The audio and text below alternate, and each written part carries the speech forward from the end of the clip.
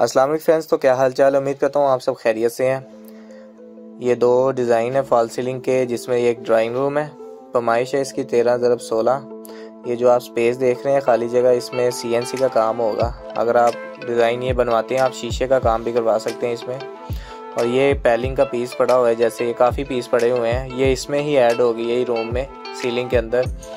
ये जहाँ आप देख सकते हैं ये खाली आपको निशान दिखा रहा हूँ ना, इसमें ये ऐड होगी।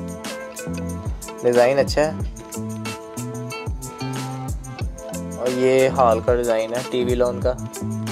इसकी पैमाइश है 13x33। और ये डबल डिज़ाइन बना हुआ है।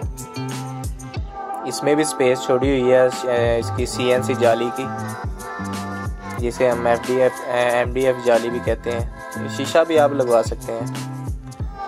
तो ये दो डिज़ाइन थे। उम्मीद करता हूँ ये डिज़ाइन आपको पसंद आएंगे। ये 13 मरले की मैंने आपको पहले भी डिज़ाइन दिखाए हैं, उन्हीं में से हैं।